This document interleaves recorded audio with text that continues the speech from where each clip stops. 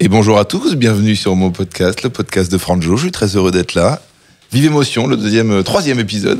Ilias, ça va ? Déjà, salut tout le monde, bienvenue dans le 3e épisode. J'espère que vous avez bien aimé les 2 premiers. On a regardé vos commentaires avec beaucoup d'attention. Donc aujourd'hui, on est très contents. Et en vrai, il y a pas mal de retours positifs. Ouais. Et je suis assez étonné de ça parce que j'y croyais pas. Et donc c'est pour ça qu'on a des invités de marque qui relèvent le niveau. On a un bel invité aujourd'hui, Nachikand. Chicandier, ça va ?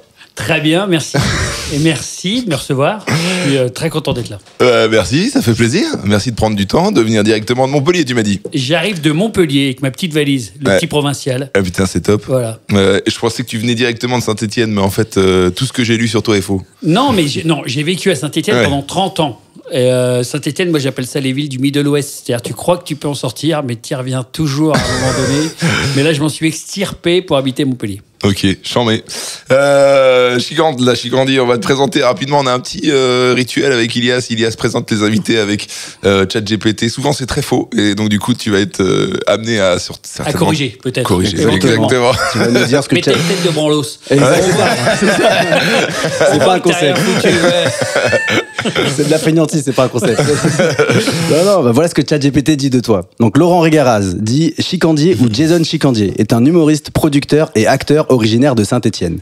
Après une carrière de juriste, tu te lances dans l'humour en 2018 avec des vidéos qui cartonnent sur Internet et aujourd'hui plus d'1 demi-million d'abonnés, tous réseaux confondus. Cette année, tu joues ton spectacle La 9e vie du chat dans toute la France et tu invites des personnalités sur ta chaîne YouTube comme Jean Lassalle, Laurent Baffy ou encore Artus. Salut Chicandier. Non, tout est vrai. Je ne joue plus la 9e vie du chat. Ouais. Okay. Mais sinon, tout est vrai. J'avais fait effectivement plusieurs émissions. Ma première, c'était l'addiction, s'il vous plaît. Oui. Où là, je recevais des invités pour leur bourrer la gueule. Il y avait ce petit côté, les recettes pompettes qui avait fait Poulpe. Ouais. Poulpe, c'était en studio, etc. Moi, c'était en sortie de Covid. Je les amenais dans un restaurant. J'essaie de les faire parler un peu, on picolait un peu. Et après, surtout, je faisais un quiz, qui était un quiz vraiment de dégueulasse. Et il ressortait ivre-mort et in vino veritas. Et il y a eu des grands moments d'antenne. Et c'est ça qui a fait un peu ma renommée.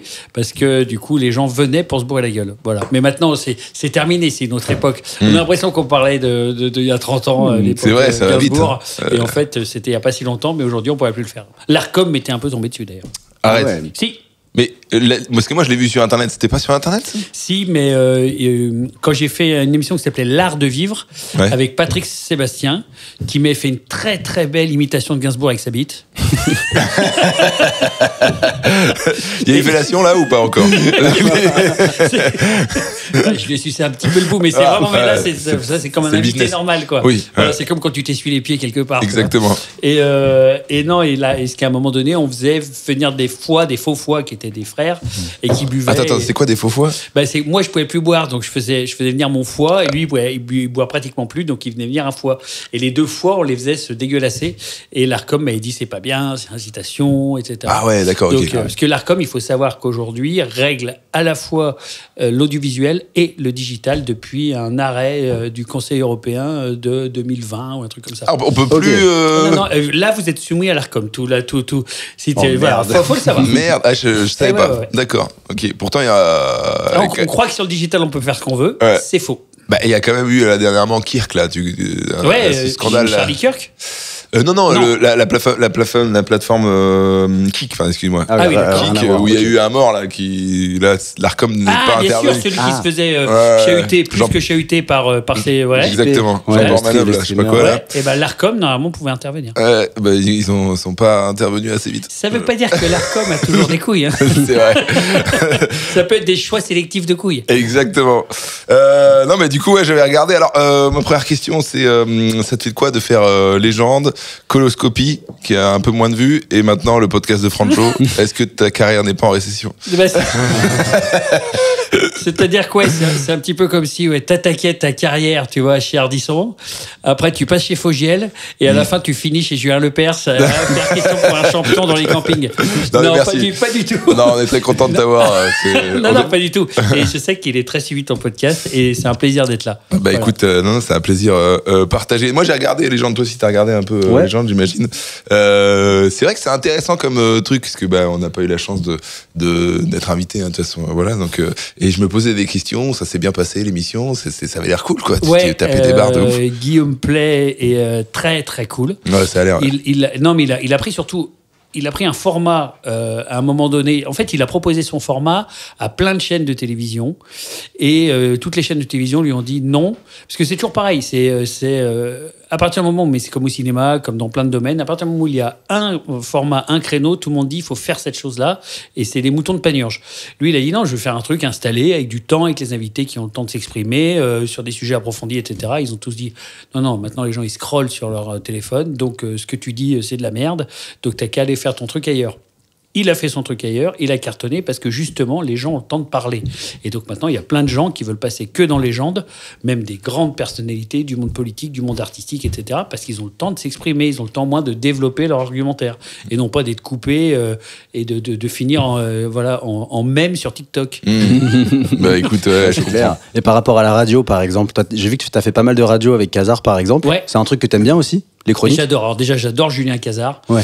Mais dis-nous qui t'aime pas plutôt, parce que j'ai l'impression que t'aimes vraiment tout le monde. Non, non, mais je suis un gentil. Puis le name dropping du dégueulasse, je trouve qu'il a pas tellement d'intérêt. C'est vrai. Quand je cite, c'est que j'aime bien. Quand je cite pas, c'est que je cite pas. Mais non, j'aime pas. C'est un côté revanchard, donneur de leçons qui m'agace. Mais Khazar, j'aime bien parce que c'est un punk. J'adore les punks. Et Khazar, il a commencé avec Carl Zero. Il aurait pu faire une toute autre carrière. Et il se trouve que Julien Khazar, il a toujours dit merde à tout le monde. Il a dit merde à Canal+, c'était quand même couillu. Dire merde à Bolloré, c'est couillu. Et il a dit merde. Il est passé sur beIN Sport, je crois qu'il a fait une seule émission. Là, maintenant, sur RMC, les mecs, ils disent on sait même pas où le caser. Il est drôle, hein, il est très drôle. Il est talentueux. Ils l'ont tué à minuit. Avec les brebis galeuses. Et même à minuit, il est comme ça tous les matins. On se dit j'espère qu'on va me maintenir l'antenne. Moi, ça me fait marrer. Voilà, c'est quelqu'un qui pense pas qu'au pognon, qui pense pas qu'à sa gueule et qui finalement a une antenne très libre et ça fait du bien. Voilà. Et sur RMC, il est bien. Je trouve que c'est une bonne antenne. RMC, quand on voit Moscato, les conneries qu'il raconte l'après-midi, ça fait du bien. Même si t'as l'impression d'être dans un PMU, ça fait du bien. Voilà, c'est pas. J'ai entendu parler Moscato, que c'était vraiment un truc très suivi et très cool. Ah ouais. Très franc, quoi. Même si il a pas les chiffres, il va dire, il a eu 35% de passage de balles, pas du tout. Le mec s'en fout, il lit pas les fiches, il connaît pas le nom des joueurs, mais il est drôle quand même. Une bonne ambiance, quoi. Et ouais, t'avais fait de la radio et t'as kiffé, ouais. Ouais, par exemple, mais j'en avais fait sur RTL et j'ai pas du tout kiffé. Pour le coup, c'est pas que j'ai pas kiffé RTL, mais j'ai pas kiffé. J'étais mauvais dans l'exercice, mauvais en chroniqueur. C'est un vrai boulot d'être chroniqueur. Moi, je voulais mettre trop de vannes à la seconde. En plus, je lis mal quand il y a un texte. Donc là, pour le coup, c'est un exercice qui a été pénible pour moi et pour les auditeurs surtout. Donc, on n'est pas bon partout, tout le temps. Il y a plein de trucs où on n'est pas bon, faut le savoir. Et puis parfois, là, moi, je crois que je suis pas trop mauvais en invité. Voilà, souvent on me dit, t'es un bon invité, t'es un bon client. Mais t'avais pas fait les grosses têtes, toi? Alors, Laurent Ruquier ne m'a jamais invité aux grosses têtes, mais on m'avait parlé qu'il avait pensé à moi. Mais finalement, non. J'ai jamais fait les grosses têtes, mais honnêtement, même si Laurent Ruquier me proposait les grosses têtes, je n'irais pas aux grosses têtes. Ah ouais? Ouais, je me ferais chier. Je suis très pote avec Marc-Antoine Lebray. Je suis allé le voir et j'ai vu l'enregistrement. Moi, je me faisais chier à leur place, quoi. C'est-à-dire, il y a un côté, tu sais, t'es sur le départ, il y a une course, putain, attends, j'espère que je vais être drôle. Et puis à la fin, t'as Ruquier qui arrive, qui te regarde avec les yeux. Il y en avait un, là, celui qui est surdoué, qui est un peu autiste. Oui, celui qui a gagné les 12 voilà, coups de minuit, exactement. Il n'avait pas fait assez de vannes. Il se faisait engueuler comme un gamin de 5 ans. Oui, la prochaine fois, t'as intérêt à plus en dire. Oui, mais je suis désolé, la prochaine fois. C'est dur, quoi. Ouais, non, mais tu vois, je me suis dit, tu dois faire une blague, puis une blague sur Valérie Mérès, puis mais alors, nana, t'arrêtes de me faire des blagues dessus. Waouh, non, tu vois, j'ai vraiment l'impression d'aller au bureau, mais au mauvais bureau. Parce que non seulement je pense qu'il y a genre une sorte de compétition entre les gens, mais en plus t'as Laurent Ruquier qui dit mec, t'as fait de la merde. Et puis Laurent Ruquier qui est arbitre des vannes, tu vois, c'est comme si moi j'étais arbitre du véganisme. Moi, je peux dire du mal. Tu m'obliges. Je l'ai perdu introverti, c'était quelqu'un de gentil. Il est en train de chier sur Laurent Ruquier, qu'on aime bien, hein, je trouve que c'est quand même... moi j'en ai rien à branler de Laurent Ruquier. Non, mais si, et moi je l'ai bien aimé justement quand il distribuait les... Je l'ai bien aimé dans son émission de télé. Quand il y avait à l'époque Nolo et Zemmour, parce qu'après les autres je les ai trouvés quand même à chier. Mais à l'époque de Nolo et Zemmour, je regardais, et lui je trouvais que c'était un bon distributeur de points. Je suis d'accord, il était chaud. Et alors, Zemmour et Nolo, pardon. C'était une période de ouf. Moi, j'ai kiffé, je sais pas toi, mais c'était... Je regardais pas trop, mais ouais, c'est vrai que c'était bien. Et puis, il y avait pas mal de passages qui buzzaient énormément aussi quand ils invitaient. Moi, je pense, mais c'est ma théorie, c'est de dire que parce qu'il y avait Zemmour et qu'il y avait Nolo, qui à l'époque était beaucoup plus à gauche, en fait, ça permettait, on va dire, aux Français moyens de se dire, ah ben, regarde, ils pensent comme nous. Voilà. Et donc il y en a qui ont dit c'est pas bien vous donner, mais moi je regarde, j'adore ce que tu fais par exemple quand tu fais 3 persos avec le mec d'extrême droite, le mec d'extrême gauche et le mec qui fait un peu le teubé au milieu et qui fait le centriste, qui pose des questions faussement naïves et en fait c'est vachement bien parce que le fait qu'on enlève Zemmour après et qu'on enlève les polémistes d'extrême droite des plateaux, forcément ça crée ces news. Il faut qu'à un moment donné, les mecs de PMU entendent ce que eux disent. Moi, tu vas dans n'importe quel bar de village, ça parle plus comme sur CNews que ça parle comme sur France Inter. On va pas se mentir. Donc il faut la parole des deux. Et je trouve que chez Ruquier, c'était bien distribué. Voilà. C'est vrai que Ruquier, il y avait un truc. D'ailleurs, c'est pour ça qu'il a prolongé. Au début, il venait 5 minutes, les mecs, là. Ouais. Donc Zemmour et Nolo. Et après, il l'a mis sur toute l'émission parce que ça cartonnait. Ah, bah bien sûr. Après, t'avais Zemmour qui sortait un bouquin qui était interviewé par Zemmour. Ouais, c'est ça. C'est vachement bien ce que vous avez dit. C'est ouf. Ah, c'est ouf, la carrière de ce type, quand même. Faut reconnaître que, bon, t'aimes ou t'aimes pas, mais bon. Il est quand même, quand tu l'écoutes parler et tout, je trouve qu'il s'exprime quand même assez bien. C'est quand même marrant de le voir parler, quoi. Oui, et puis on a toujours eu besoin de ça. Jean-Marie Le Pen, polémiste, mais c'était quand on réécoute Jean-Marie Le Pen et qu'on voit Marchais. Il y en a un qui était communiste, c'est-à-dire que faut jamais oublier qu'il y en a un qui disait après 73 il y a eu la révélation des goulags, c'est-à-dire qu'on savait qu'il y avait eu de l'extermination par les communistes d'opposants au régime. Et le mec il continuait à être communiste et il continuait à être invité à la télé. C'est comme si le mec il avait été nazi, qui disait ouais pas nous faire chier non plus pour et t'avais Le Pen qui avait un discours hyper d'extrême droite, etc. Mais les gens se faisaient leur opinion parce qu'effectivement dans la masse média la plupart du temps il y avait une vraie droite un peu forte, une vraie gauche un peu forte. Moi, je suis pour une vraie droite forte, une vraie gauche forte et une alternance. C'est ce qui fait qu'en fait, une démocratie fonctionne. Et après, tu as les extrêmes qui, eux, tu sais, c'est comme le papy bourré à Noël. Tu l'écoutes, puis au bout d'un moment, ça te saoule, tu baisses un peu le son, quoi. Voilà. Ouais. Mais c'est... Voilà. C'était l'analyse politique de Chicandier.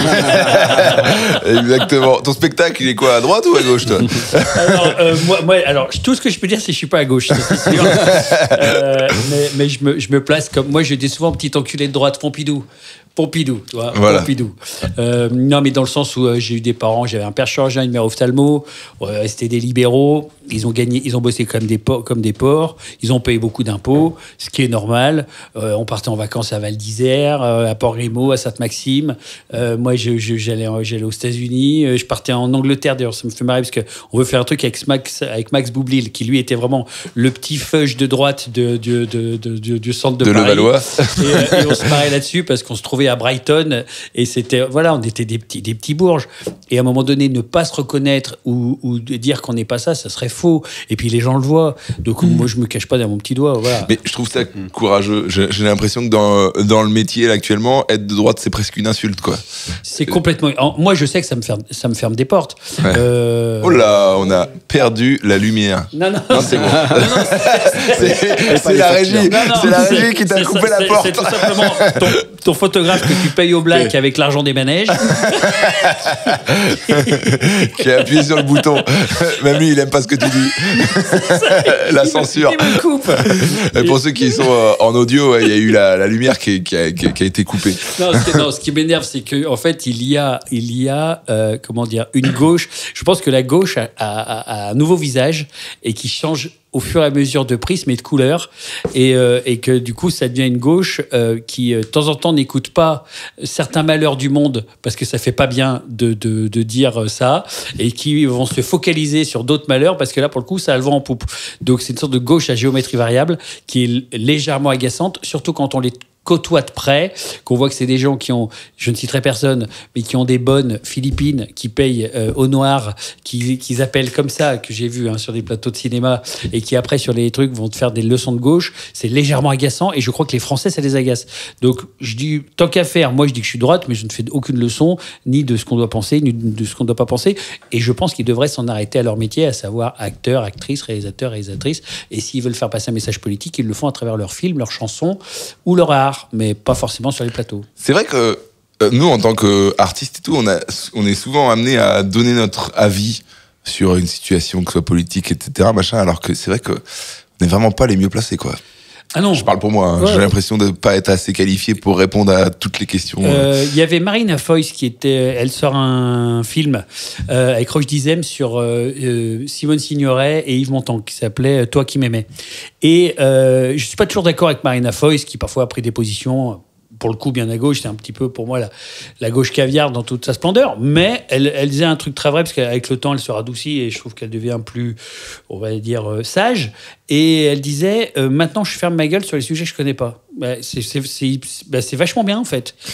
Oui, mais tu parles quand? Et bah, t'entends, c'est bien, tu dis rien, t'écoutes. Parce que franchement, si je faisais ça, on m'entendrait pas beaucoup, j'ai l'impression. T'écoutes, moi il y a des sujets. On va prendre un sujet, allez, tout de suite, qui fâche, le conflit israélo-palestinien. On y est déjà.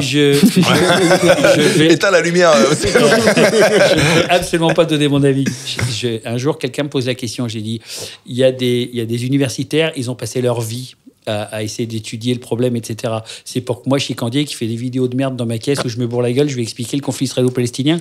Mais heureusement que les gens s'en foutent et heureusement que je ferme ma gueule là-dessus. J'ai rien à dire d'autre de plus intelligent que quelqu'un. Voilà, je peux le dire en famille, je peux le dire à Noël, je peux dire tout ce que tu veux, mais sinon, je ferme ma gueule. Les gens n'attendent pas ça et je leur donnerai pas ça. Voilà. C'est une sage décision, j'ai l'impression. Ouais. On avait d'ailleurs reçu Laura Calu qui avait donné un peu son avis là-dessus. C'est vrai qu'on était un peu tendu parce qu'on se disait c'est quand même un sujet qui est compliqué à aborder. Et puis quoi que tu dises, j'ai l'impression que ça peut quand même te revenir dans la gueule, quoi. C'est aujourd'hui en plus la polarisation du monde. On le voit à travers les commentaires, à travers ça, les gens ont... Alors j'ai une théorie, qui n'est pas une théorie politique, qui est une théorie que j'appelle la théorie Terminator. Non, elle est plate. Non, elle est pas plate. C'est-à-dire qu'en fait, c'est un homme. Plus tu vas sur des sites, plus on te donne dans l'algorithme les sites sur lesquels tu vas, de plus en plus tranchés. Oui. Ouais. Ce qui veut dire qu'en fait, déjà, si t'étais convaincu, le mec il dit attends, bouge pas, t'étais déjà convaincu. T'aimes bien T'as bien ça, hein, comme ça. Oh là, je vais te redonner tous les arguments. Donc toi, en fait, t'es boosté comme ça de convictions dont on t'abreuve toute la journée. Des deux côtés, hein. Donc tu comprends pourquoi les mecs, les ultra-gauches, ils deviennent carrément de l'autre côté, et que les ultra-droits, ils deviennent carrément de l'autre côté. Et je pense que c'est un coup de l'IA qui se dit, ils sont tellement cons qu'en fait, on va les faire se pourrir entre eux, genre un truc un peu à la Matrix, à la Terminator, et quand ils se seront bien tous foutus sur la gueule, il y aura de la place pour nous, tu vois, tranquille. Donc, il y aura de la place pour le T1000, quoi. C'est vrai, c'est un complot de l'IA. Voilà. Pour moi, tout ça, c'est un complot de l'IA. Je suis complètement d'accord avec toi que quand t'aimes un truc, ben, les algorithmes, du coup, le voient parce que tu vas liker, tu vas regarder, tu vas passer plus de temps et t'en envoies. C'est ça. Ah, mais oui, c'est ça. T'es pas convaincu. Mais si, je l'étais déjà. Ouais, j'ai encore mieux à te donner. T'inquiète, j'ai encore pire. Non, surtout depuis le Covid, un peu. Surtout depuis qu'il y a eu tous les thèmes du complot et ainsi de suite. On a l'impression que ça a vraiment explosé à ce moment-là. Puis tout le monde était à fond sur les téléphones en plus. Alors, j'ai un nouveau truc. Où l'autre jour, je voulais montrer, donc moi je ne suis pas complotiste, et je voulais montrer à ma gamine qu'il existait des sites où les gens disent on n'a pas marché sur la Lune, il n'y a pas eu de 11 septembre, etc. Il y en avait plein. Ouais, franjoreno.com par Non, mais c'était un peu genre... pour démonter le truc, pour dire attention aux images. Je voulais faire le papa qui montre à sa fille. Mais en fait, tu ne peux plus trouver ces sites-là. Ils ont tous été virés. Ah ouais ? Ouais. C'est-à-dire qu'en fait... Ok, c'est bien, parce qu'on va dire il y a eu des checks fake news et qui ont viré en fait tous ces sites-là. Donc pour dire bah oui, mais comme c'était dangereux, on les a virés. Mais d'un autre côté, ça veut dire que maintenant on n'a qu'un discours d'État en fait. Donc sur n'importe quel truc, si à un moment donné tu dis tiens par exemple le vaccin, est-ce qu'il était utile ou pas ? Parce que moi je voulais faire mon 4e rappel et le pharmacien il me fait. Je dis mais c'est-à-dire. Et donc après, je suis allé regarder, j'ai dit mais le vaccin était-il utile ? Tu vois ? Et là, tu sens qu'il y a une sorte de bug matriciel. Où là, le vaccin a été inventé par machin, etc., pour sauver la... Oui, non, bien sûr, c'est pas ce que je demande. Je demande si la 4e le vaccin a été inventé. Tu vois. Et donc, je pense qu'à force de faire ça aussi, ça peut créer aussi des susceptibilité en se disant, si on nous dit toujours la même chose, est-ce que ça pue pas la merde? Voilà. Ouais, on serait vraiment en droit de se demander si le monodiscours est pour notre bien absolu. Voilà. Après, sans être complotiste, mais juste mais c'est ça. Un peu sceptique. C'est comme le passeport retrouvé au milieu du truc. Tu dis, vous êtes sûr, il y a un passeport qui a... De quoi tu parles?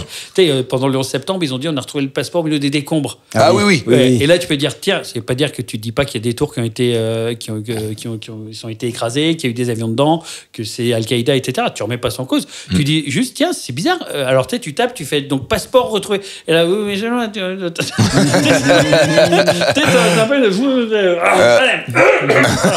là, toi, il suffit que tu dises ça pour faire comme ça. Ah ouais, d'accord, t'es complotiste. Donc, en fait, tu crois qu'il n'y a pas eu de chambre à gaz. J'ai jamais dit ça. Ça, putain. Voilà. En fait, c'est un peu le problème de toutes les grosses crises politiques. À partir du moment où tu dis, tiens, est-ce que c'est soit pertinent, est-ce que tout est vrai, est-ce que machin, etc. On va tout de suite t'assimiler à tiens, tu crois qu'il y a des lézards. Ouais, voilà. Alors que pas forcément, tu peux être un peu plus nuancé, quoi. Il y a une fille qui s'appelle Eugénie Bastier qui avait écrit Il n'y a plus de gris. Un truc comme ça, le titre c'était ça. Et elle avait raison, elle a écrit ce bouquin il y a pas mal d'années déjà, où elle disait le gris va disparaître. Et c'est vrai que le gris disparaît, c'est blanc ou noir. Voilà. Soit tu crois à la théorie officielle, soit tu es complotiste. Il n'y a pas d'autre possibilité. Donc soit tu es systémique. Soit t'es systémique. Soit t'es anti-système. Voilà, j'ai encore envie de faire du cinéma, j'ai encore envie de jouer dans des pubs Danone. Donc moi, je suis systémique. Pour moi, ce passeport, il a été retrouvé au milieu des écrits et on n'en parle plus. Et ils arrêtent de nous faire chier. Voilà. Putain, il est bien ce début de podcast, qu'à chaque fois tu parles d'alcool et tout, et là on va droit au but dans le complot et politique. Tout ça. J'adore. Et Kennedy a été abattu avec une fléchette d'enfant. Non. Et Brigitte, on n'en parlera pas. Ça c'est vraiment le grand complot qui me fascine, qui me fait marrer. Le fait qu'elle ait montré sa chatte, du coup, aux États-Unis. Montre ta chatte. Non mais elle en est là. Show me your pussy. C'est grave, hein, j'ai suivi cette histoire là. Elle l'a montré? Non. Non, mais elle a montré des preuves. Donc, ça veut dire qu'à un moment donné, elle a dû prouver qu'elle a un appareil génital féminin. Waouh, ok. Ouais, c'est. Et il y en a qui ont dit, mais tu t'abaisses à ça et tout, mais je crois qu'il y a... Si elle s'abaisse à ça, c'est qu'il doit y avoir un enjeu quand même derrière, je pense. Tu vois? Ouais, pourquoi elle le fait? Parce qu'en fait, il y a une complotiste, pour le coup, américaine. Candace Owen. C'est ça. Ouais. Qui a fait une fixette là-dessus. Et que ça commence à convertir tout le monde. Et qui dit. Bon, déjà, ça fait connaître la France. Moi, je trouve pas ça assez mal. C'est pas mal. Non, mais il faut voir le bon côté des trucs. Grave. Tu vois, et puis, le fait qu'on ait peut-être la première dame trans, ça peut donner. On aurait dû prendre le problème à l'envers. Ils auraient dû dire oui, mais regardez, maintenant, on est ouvert, on est trans. Tu vois, ça pourrait amener d'autres pays à venir chez nous, à faire du commerce. Non, on a mal géré le coup. Voilà. Je pense qu'on n'avait pas été très bon en marketing. Lui, Macron, il est bon en marketing, mais là-dessus, il a pas été bon. Non, c'est clair. Mais je parlais justement, c'est vrai que là, j'ai scrollé un peu tout ce qu'on avait fait sur toi avant que tu arrives. Ça parle beaucoup à chaque fois d'alcool et tout, machin. Ouais. C'est un peu un sujet. Non, mais c'est bien de ne pas parler que de ça, donc c'est cool. Non, c'est cool. T'attaquer par autre chose. Oui, non, mais c'est sympa. Évidemment, je voulais t'en parler parce que t'arrêtes quand même. C'est ça que tu dis. Ouais. T'arrêtes l'alcool complètement, définitivement. J'ai arrêté définitivement l'alcool pour des problèmes de santé physique et de santé mentale. D'ailleurs, je sors un bouquin là qui va sortir au mois de mars ou avril. C'est celui-là que tu m'as montré tout à l'heure, Ilias. Je crois que tu en as déjà sorti un l'année dernière. Non, j'ai sorti un qui s'appelait Les Miscellanées, qui était un bouquin à lire sur les chiottes. Ok. Sur les chiottes. Là, avec des petites histoires, un peu à la Baffy, avec des petites histoires sur. Moi, j'adore la culture pop, donc sur Marilyn Monroe, qui avait un QI plus gros que celui d'Einstein. Voilà, ce type de choses. Voilà ce qu'on appelle les bouquins de chiottes. T'arrives, tu dis, mais je savais pas ça. Sur Coluche, sur Noiret, sur Belmondo. Voilà, il y a une anecdote sur Belmondo que je cite, que j'adore. Quand il arrive et qu'il a la tour d'argent avec Johnny Hallyday et Mort Schumann, et qu'à un moment donné, il se bourre bourre la gueule et que Mort Schumann dit on va terminer à la russe. Donc il commence à boire des shots de vodka et les jeter en arrière. Et à un moment donné, ça tombe sur un couple derrière. La table, elle se retrouve éclaboussée de vodka. Donc le mec, il commence à vouloir s'énerver. Il y a Johnny qui est ivre-mort, Mort Schumann qui est pas mieux. Et il y a que Belmondo qui tient à peu près debout. Belmondo se met debout sur la table, baisse son froc et dit « Vous avez toujours voulu savoir si Belmondo portait des slips ou des caleçons. Et ben voilà. » Et la table de derrière, c'est pour moi. Voilà. Et c'est une vraie anecdote, ça. C'est une vraie anecdote. Qui arrivait et alors, il a slip ou caleçon? Et c'était un caleçon. Belmondo, c'était la classe. Donc voilà, c'était ce type d'anecdote. Et bon, le bouquin, je crois, a été vendu à 7 exemplaires à peu près. Disons que j'ai pas emmené Mamour aux Seychelles avec ça. Mais il y a une bête de réduction. Il y a 5% de réduction. Ah ouais, non, je pense que je vais le retrouver à 2 € place de Clichy bientôt. T'as regardé un peu, Ilias, ce que c'était le truc un peu fait. Là, t'as quand même un avis. C'est pas mal déjà. Ouais. Et 4 étoiles sur 5. Ah, 4 étoiles. Non, mais le livre en lui-même était sympa, mais en fait, il est mal sorti. C'est même pas de la faute de la maison d'édition, parce que les gens ils se sont dit, qu'est-ce que Chicandier vient foutre là? Enfin voilà, on s'attendait pas à ça. Donc mauvais timing, on va dire. Mais ce qu'il y a dedans est cool. Et là, je sors un vrai bouquin parce que moi, j'ai fini en hôpital psychiatrique il y a 6 mois et demi. Et j'en dirai pas plus. Et je ne fais pas ma victime parce que je n'aime pas du tout cette position victimaire. C'est juste que je parle de ça un peu à la vol au-dessus d'un nid de coucou. Et j'ai adoré. T'as adoré l'hôpital? J'ai adoré ce moment-là. Mais genre les chemises un peu serrées. Ce que j'ai adoré, c'est surtout qu'en fait, on a des métiers où on parle que de notre gueule de con et de notre anus, et qu'à un moment donné, c'est vachement bien d'ouvrir la porte et de commencer à parler avec les autres. Et comme il y avait beaucoup d'alcooliques, beaucoup d'addictifs à plein de choses, et là, je disais, c'est comme quand tu es en tôle et qu'à un moment donné, il n'y a plus l'avocat, il n'y a plus la famille, et que tu parles vrai, mais vraiment. À la cafette, tu dis vraiment les choses. Même comme tu dirais jamais à personne. Donc, il y avait beaucoup d'alcooliques? Il y avait 70% d'alcooliques. T'as dû faire un carton, tout le monde te devait te demander des steaks. Alors moi, j'ai fait quelques mon public. Mais je m'en spectacle. Entre ici, Jean Moulin. Il y avait des accros au sexe. Ah ouais? Des accros au sexe magnifiques. Attends, c'est-à-dire que il y a des gens qui vont en hôpital parce que il est gentil, Patrick Bruel? Non, mais, Patrick Sébastien, il n'est pas accro au sexe, mais il a une grosse libido. Il faut qu'il ait beaucoup de rapports sexuels. Mais il le dit, il le dit dans les interviews, etc. C'est vraiment quelqu'un qui aime énormément le sexe. J'ai un pote qui s'appelle François Lejeune, que j'embrasse, qui a écrit un très beau livre qui s'appelle Bipolaire. Et lui, il est accro au sexe. Il en parle vraiment. C'est-à-dire qu'il se lève le matin, comme il y en a qui veulent boire un verre, comme il y en a qui veulent avoir un fixe d'héroïne. Lui, il veut avoir une relation sexuelle. Homme, femme, qu'importe. Une relation sexuelle. Animaux. Et généralement, ils essayent de rester dans le légal, quoique. mais il y a des drogués, alors évidemment, des cocaïnomanes, des héroïnomanes, des morphinomanes, des joints. Et les addictions se reportent. Et il y avait une machine, c'était magnifique, il y avait une machine à sucrerie qu'ils appelaient la machine du diable, parce qu'en fait, quand tu arrives, le premier truc que tu as envie de faire quand tu arrêtes de boire ou que tu arrêtes les trucs, c'est que ton corps réclame de la merde. Et donc, tu vas dans les trucs de sucrerie. Et donc, ceux qui étaient là depuis 2 mois, eux, ils faisaient de la salle, et ils regardaient les gros qui allaient à la machine du diable. Parce que c'est pour ça que les gens, ils font de l'ultra-trail, etc. C'est l'endorphine. Toujours plus. Tu cours 6 km, puis 8, puis 10, puis 12, puis 15, puis c'est pas assez, puis à un moment donné, t'en 35, et puis voilà, il te faut plus d'angoisse, plus de stress, plus d'endorphine, tout ça, ce sont des mécanismes d'addiction très connus. C'est mieux de le faire en salle que de le faire dans une salle de shoot. On va dire ça. Ouais, c'est sûr. Mais ce qui est drôle, c'est les autres. Ah oui, ça t'a inspiré. Dans le train, en venant ici, je textotais 4 de mes amis de clinique. Il y en a 2 qui ont replongé. Ah ouais. Et qui ont replongé fort. Et une qui essaie de s'en sortir, qui avait replongé, qui essaie de s'en sortir, qui replonge, parce qu'il y a beaucoup de ça aussi. L'addiction, il ne faut jamais penser qu'on est plus fort. C'est l'addiction qui est plus forte. C'est quoi? C'est l'addiction est toujours. Oui. C'est quelqu'un qui arrive et qui dit c'est derrière moi, c'est pas vrai. C'est comme ils disent les alcooliques, chaque jour est une victoire, quoi. Tu t'es couché, t'as pas bu, bravo, c'est bien. C'est déjà c'est un jour. Et tu racontes tout ça dans ton prochain livre? Ouais, surtout je veux avec beaucoup de rire parce que ce qu'ils m'ont raconté, notamment au niveau du cul, une nana qui a planté toute la succession de son père à la roulette. Non. 600 000 boules en 2 mois. Magnifique. Incroyable. C'est-à-dire qu'elle aurait pu vraiment avoir une vie tranquille. Nanana. Non. Elle a tout joué sur le rouge. Tout joué sur le rouge. Ah, c'est ouf. Elle aurait pu tout donner à Brad Pitt quelque part. C'est dommage. Ah ouais, putain. Et ça, le livre, ça va s'appeler comment? Et bien justement, on est avec Elsa Lafont, parce que ça sera publié chez Michel Lafont, et on est en train de chercher le titre.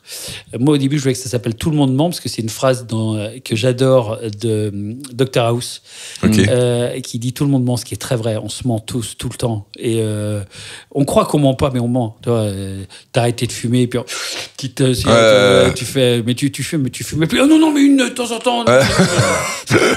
C'est vrai qu'on est tous des mythos là-dessus. Prends ton téléphone. T'as une meuf, prends ton téléphone, elle regarde ton téléphone. T'as rien à te reprocher. Alors donne-moi ton téléphone. Ouais, non, mais on sait jamais. On ment tous. Tout le monde ment, ce serait donc le non, mais c'est. Et en fait, non. Moi, ce que j'aime bien, c'est le côté.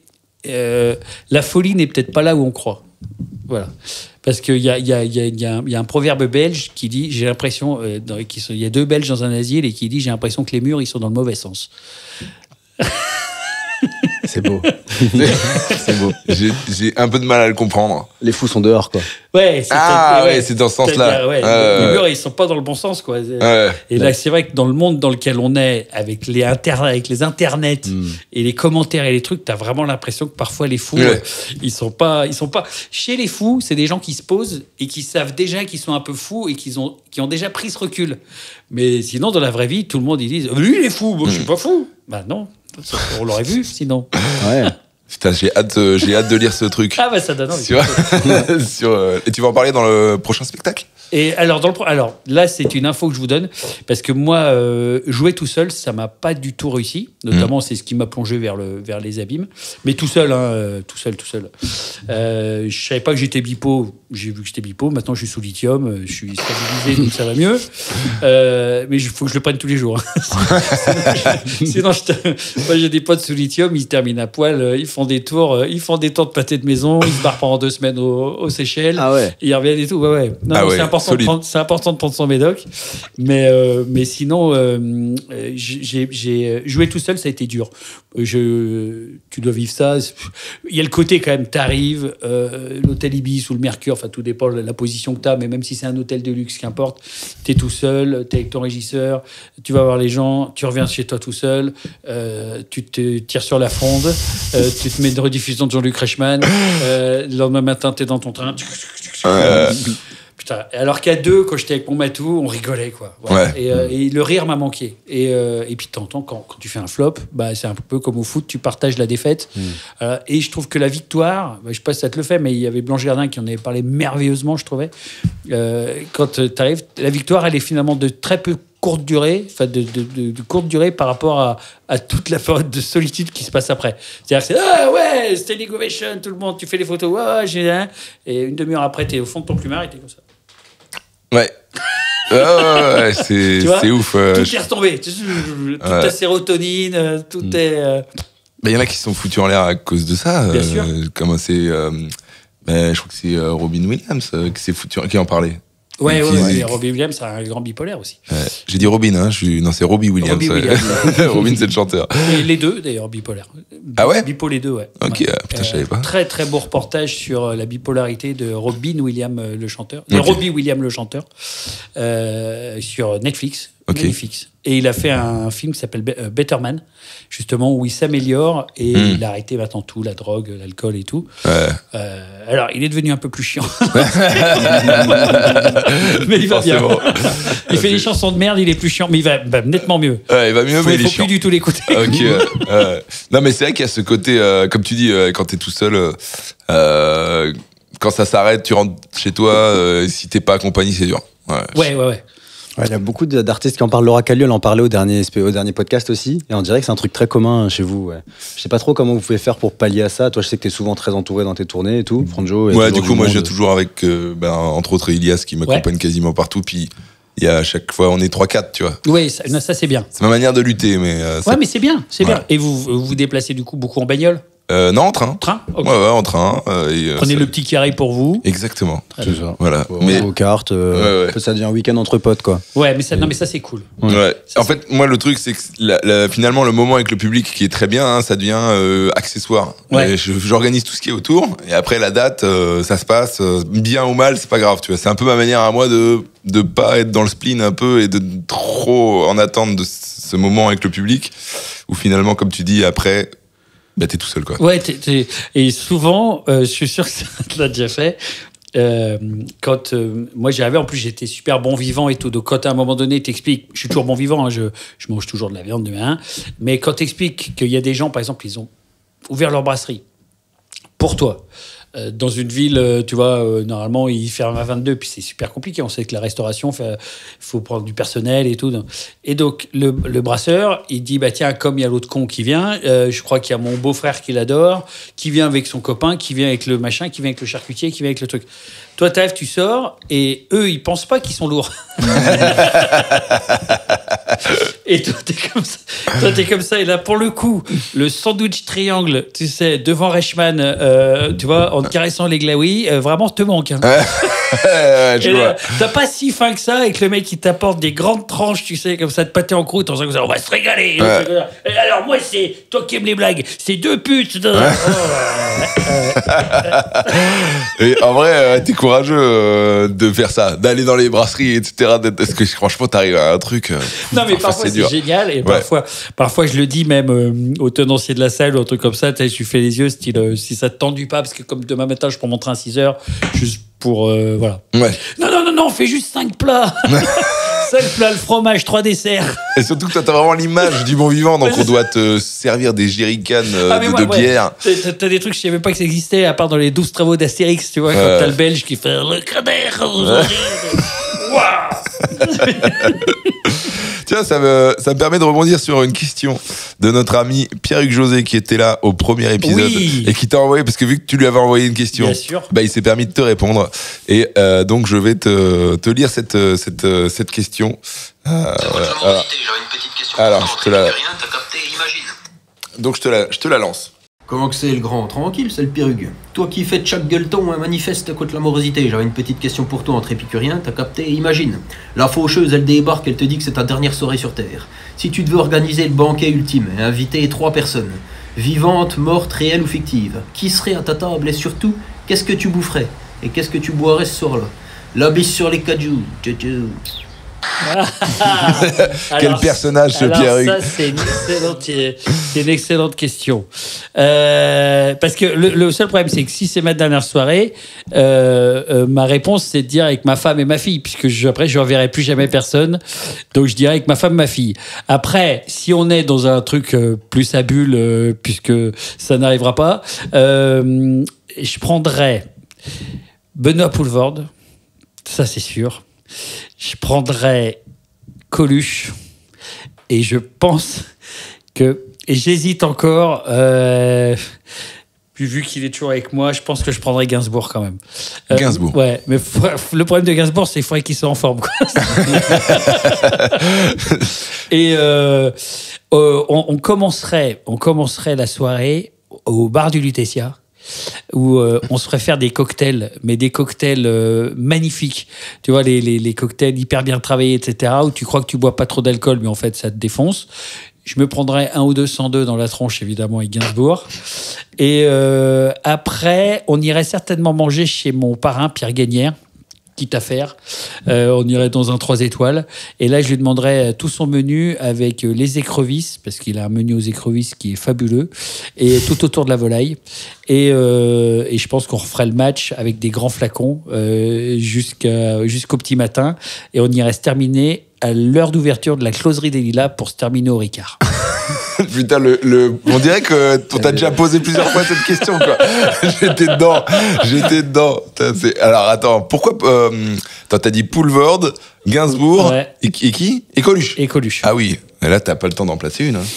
Ouais, mais ça serait bien. Ouais. Ça serait bien. Ouais, ça serait bien. Ça doit être quelque chose. Hein, et à mon avis, ouais. En fait, le problème, c'est peut-être Poelvoorde. C'est-à-dire que Poelvoorde, il commencera à parler, tu dirais, mais laisse parler Coluche. Un peu, ouais. Oui, j'entends pas ce que La closerie des Lilas. Putain, La closerie des Lilas, c'est l'endroit où a été inventé le 102. C'est Gainsbourg qui a inventé le 102 là-bas, le double 51. Ah, c'est genre double dose de pastis 51. Ah, c'est le 102. J'avais pas la ref. Enfin, je sais pas si t'avais la ref, toi. Mais... T'en avais déjà parlé, donc j'avais déjà cette ref-là. Ouais. Et comme il habitait rive gauche, Gainsbourg, ils attendaient avec Renaud l'ouverture de la closerie des Lilas. Et comme ils étaient comme ça, parce que le matin, quand t'as pas bu d'alcool la veille, voilà, pendant 5 heures, ils tremblaient, et ben, ils se mettaient double dose de 51 avec juste un glaçon pour pouvoir remettre le facteur sur le vélo. C'est ouf. T'as déjà été dans cet état, genre en mode, non, pas tremblette. J'attends mon alcool. J'ai jamais eu la tremblote. Par contre, oui, j'ai déjà été devant un supermarché de la rue Pierrefontaine à 7h-3 en attendant que ça ouvre. Pour ta dose. Ouais. Ah ouais, donc t'as vraiment été à fond, quoi. Et si quand tu termines en HP et que tu as été attaché à un lit aux urgences psychiatriques à Avignon, c'est pas parce que tu clignais des yeux. Ouais. Non, moi j'ai jamais fait semblant. Et j'en tire aucune fierté. Encore une fois, je suis jamais victime. Le but, c'est que j'en ai pas fait, surtout. J'ai mis à part ma femme, ma fille, qui pouvaient plus me supporter, mes amis non plus. Mais bon, voilà, j'ai jamais été violent. J'ai jamais eu d'accident de voiture. J'ai jamais pris ma voiture ivre-mort. J'ai jamais tapé quelqu'un. Voilà. Donc j'étais surtout victime de moi-même. Mais quand t'es alcoolique, à un moment donné que tu commences à faire chier tout le monde, il est temps d'arrêter. Voilà. Ouais. Vraiment, il est temps d'arrêter. Et puis professionnellement, tout. Moi, là, je m'éclate. Enfin, j'ai les yeux grands ouverts et je m'éclate sur les plateaux de télé, je m'éclate sur les plateaux de ciné, je m'éclate quand je suis là. Alors que là, je serais arrivé, tu me mettais il y a un an, je serais arrivé, j'aurais été comme ça. Ah, ouais. Tu aurais dit, non, tu veux pas un 7e café? Ouais.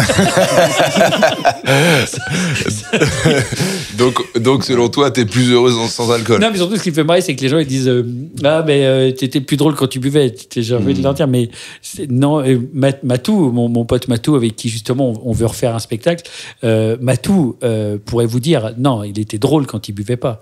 Et par contre, lui, il a vécu la glauquerie de la boisson. Tu crois que t'es drôle, mais t'es pas drôle. T'es juste lourd. Voilà.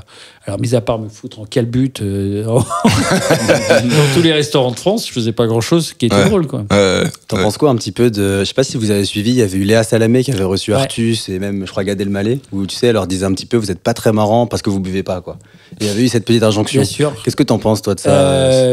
Alors, moi, je répondrais, ça veut dire que tous les musulmans croyants de France sont pas drôles. Ouais. Ils sont pas drôles. T'es pas très marrant. Ouais. Non, l'alcool n'a jamais fait la drôlerie. Il y a plein de gens. En fait, Franjo, c'est pas toi qui vas me dire l'inverse. Quand t'es sur scène, tu bois pas, t'es efficace, t'es aware, comme dirait Van Damme.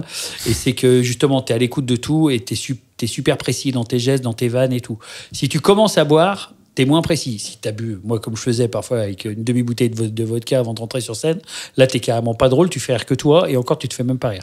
Donc sur les plateaux de ciné, personne boit. Pourquoi? Si François Cluzet demain, et François Cluzet qui a des gros problèmes d'alcool, il l'a dit lui-même. Si François Cluzet quand il arrivait bourré, il niquait une journée de tournage. Par contre François Cluzet quand il est sobre et qu'il joue, François Cluzet c'est un Stradivarius. Les gens sont bons quand ils ont pas bu. Sur les Artus, un petit truc en plus, comme si Artus il avait besoin d'être bourré pour être drôle d'un petit truc en plus, ou pour être bon en tant que réalisateur. Au contraire, il était sobre. L'alcool, c'est fait pour une fois que tu as fait le taf, là tu peux te lâcher.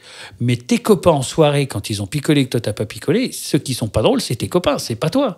Et toi, comme au bout d'un moment, comme il est 10h30, que t'es en train d'envoyer des vannes interstellaires, mais que le mec qui rigole plus parce qu'il y a sa chaussette qui tombe, bah t'arrives, tu dis on se quitte là, tu vois. C'est juste ce moment-là où effectivement, quand ça chante, quand ça se fout à poil, quand ça monte sur les tabourets et tout, là si t'as pas bu, forcément c'est plus compliqué. Voilà. Il y en a qui y arrivent. Moi, je t'avoue que j'y arrive pas.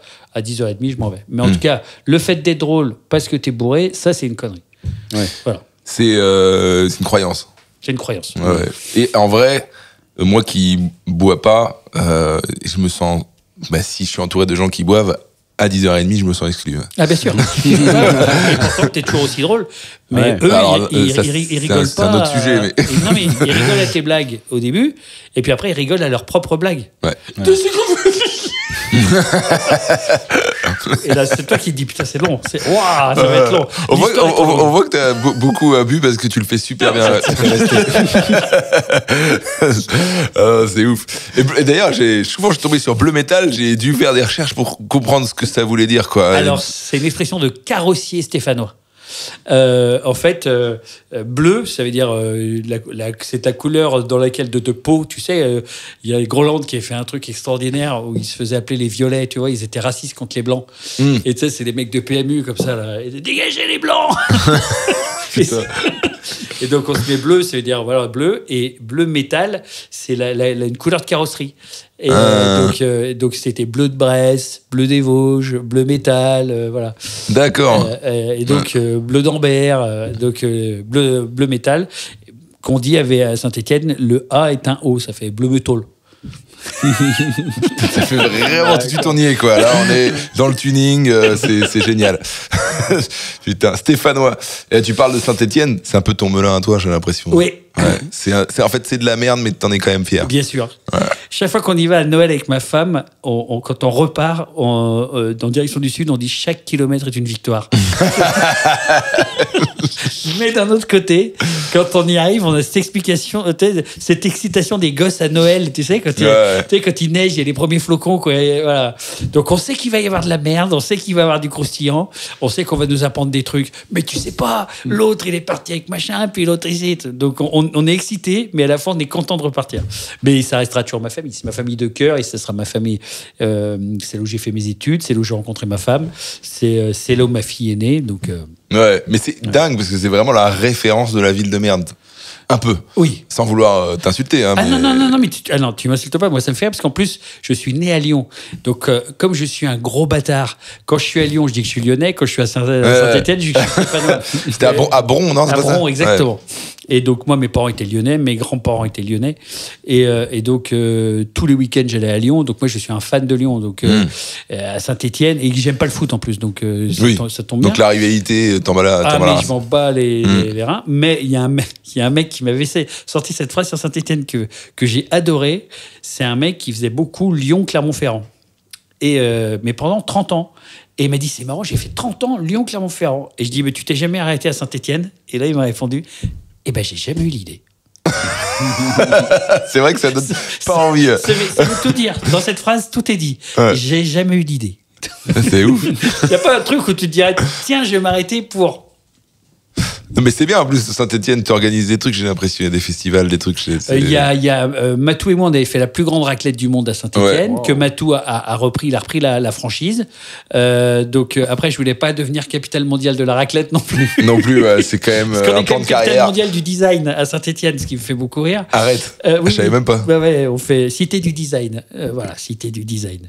Tu sais, on dirait, il pourrait marquer ville d'avenir, c'est pareil. mais oui, on organise des trucs, on essaye, mais c'est pas facile. Ouais. La ville, t'as Lyon, puis t'as Clermont, et la ville se paupérise comme toutes les villes, et chaque fois qu'on y vient, il y a des commerces qui ont fermé, oui, il y a des ci, il y a des ça, il y avait des halles, c'était sympa, mais elles ont fermé. C'est compliqué, c'est une ville compliquée. Ouais. Il y a des gens qui y croient et qui se battent, et c'est bien. Avec le nom, Saint-Étienne, ça évoque pas... Qui s'est appelé Armeville. Ah bon? Ouais. Armeville. Non, Armeville. Pendant la Révolution, tu sais, beaucoup de villes pendant la Révolution ont enlevé leur nom saint.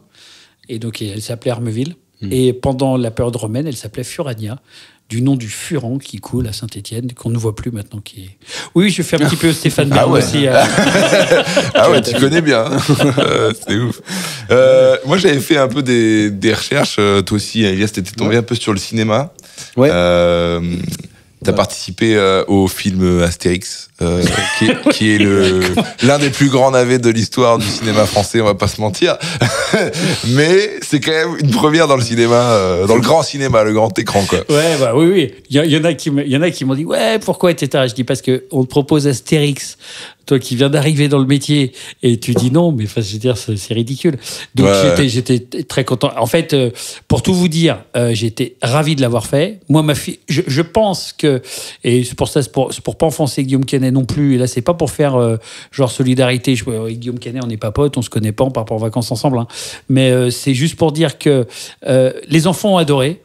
Les parents ont trouvé ça une absence de vanne et une absence. En fait, il y a une absence de 2 degrés de lecture qui avait fait Chabat merveilleusement bien. Voilà. Ouais. Et c'est ça qu'on a reproché. Et puis ce côté un petit peu effectivement youtubeur dont je fais partie, comme si on mettait McFly et Carlito, puis Gigandier, puis machin. T'as des mecs en école de commerce et qui se disent donc plus égale 17 millions.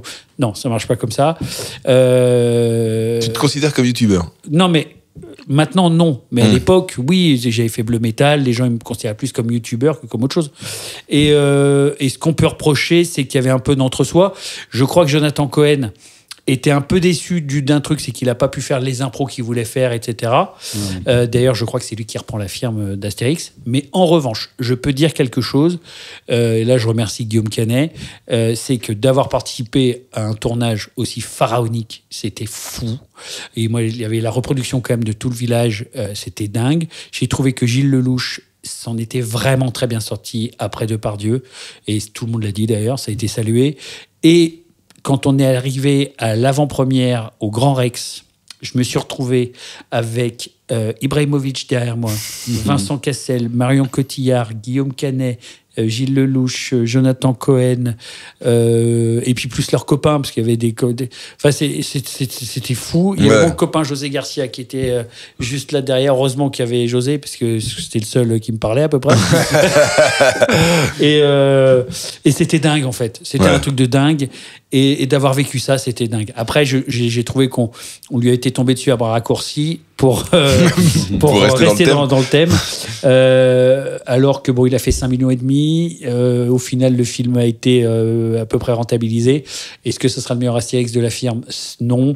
Est-ce qu'il a dépassé Chabat? Non. D'ailleurs, Chabat, quand il a refait les 2 Astérix, là, enfin, pardon, la série sur Netflix. Tu dis, honnêtement, je me suis dit fumier. Fumier. Tu peux pas avoir autant de talent, c'est pas possible. À un moment donné, il y a un truc. Soit il a une toute petite bite, peut-être. Il a 1 centimètre de bite, tu vois. Soit il a quelque chose dans le dos, soit il a des furoncles, mais c'est pas possible. Il peut pas tout avoir. En plus, il vit super bien. C'est-à-dire, Chabat, on pouvait pas dire c'était le méga beau gosse. Maintenant, il devient un peu le méga super beau gosse, pré-yeuve et tout, quoi. Donc, fait chier, quoi. Voilà. Tu sais, j'aimerais dire du mal de Chabat parfois. Et puis en plus, il y a des gens qui le connaissent dans la vie. Je crois qu'il est en plus super cool. Peut-être envie de dire gros fils de pute de Chabat. Même pas, tu peux rien dire sur Chabat. Il a l'air un peu parfait. Il a l'air même dans L'amour ouf. Il a un rôle hyper sérieux, un peu touchant. Dans L'amour ouf, comme par hasard, il chope le César du meilleur second rôle. Il m'emmerde. Tu les as vus, toi, Astérix? Ouais, la dernière série Netflix, j'ai vraiment kiffé. Et comme tu dis, en fait, on se dit, mais pourquoi il a pas pris le film à la place de Guillaume Canet? Je sais pas ce qu'il y avait Guillaume Canet, il aura essayé, déjà. Et puis là, je crois que c'est Jonathan Cohen qui reprend. Donc on attend. Et puis attention, faut voir le poids qu'ils ont sur les épaules. Parce que là, même Jonathan Cohen, il a dû dire oui. Tu prends le chéco, c'est tout. Puis après, derrière, c'est Hachette, derrière, parce que je les ai vus faire. Là, tu te prends toute la maison Hachette avec tous les enfants et les machins qui sont... Là, c'est plus le... Voilà, il va perdre 17,5 kg. Ça va lui coûter son mariage, ses 4 gosses, ses 17 avocats. C'est un autre délire. Et puis t'as une pression nationale, j'ai envie de te dire. Parce que on t'attend, on dit Chabat, il a fait un truc de ouf. Mais tout le monde. Et Chabat. Chaque fois que tu fais un truc, et Chabat. Et puis vu que dans la tête des gens, tout était mieux avant. Oui, bien sûr. C'est impossible de battre un truc comme Astérix, c'est un cadeau empoisonné, quoi. Surtout Mission Cléopâtre, celui qui reste en tête, en fait, c'est celui-ci. Exactement. Alors que j'ai rematé le premier.